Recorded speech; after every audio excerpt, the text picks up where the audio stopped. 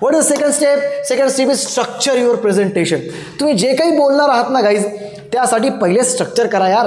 Direct जाऊन बोलचाल ना तर फंबल होसाल. पहिला पॉईंट कोणता घेऊ, दुसरा पॉईंट कोणता घेऊ, पहिले काय बोलू, दुसरं काय बोलू, शेवटी काय करू, एंड कसं करू, थँक्यू कसं, खूप कन्फ्यूज असाल. आणि यासाठी मी तुम्हाला एक प्रॉपर पॅटर्न दिला आहे आणि त्या पॅटर्नला फॉलो करून तुम्हाला तुमचं प्रेझेंटेशन द्यायचं आहे. सगळ्यात पहिले तुम्हाला तुमची हुकलाईन द्यायची. हुकलाईन म्हणजे काय? फॉर एक्झाम्पल तुम्ही एखाद्या प्रोडक्टबद्दल इन्फॉर्मेशन देत आहात. फॉर एक्झाम्पल एखाद्याला खूप पिंपल्स आणि ते आहेत, ठीक आहे, आणि त्याला तुम्हाला प्रेझेंटेशन द्यायचं आहे. मग कशी हुकलाईन करशाल?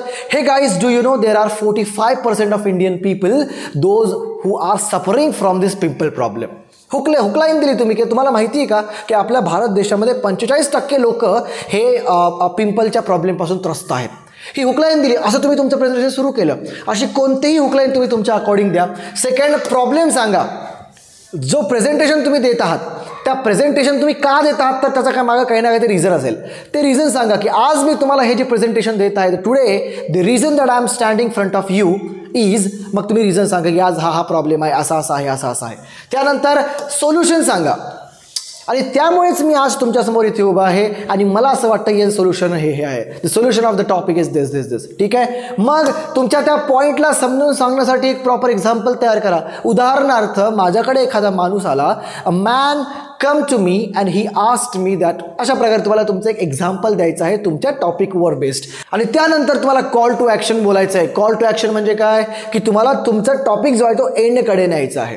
ओके, अशा प्रकारे आपण शिकलो. That's how we understood. अशा प्रकारे आपण शिकलो.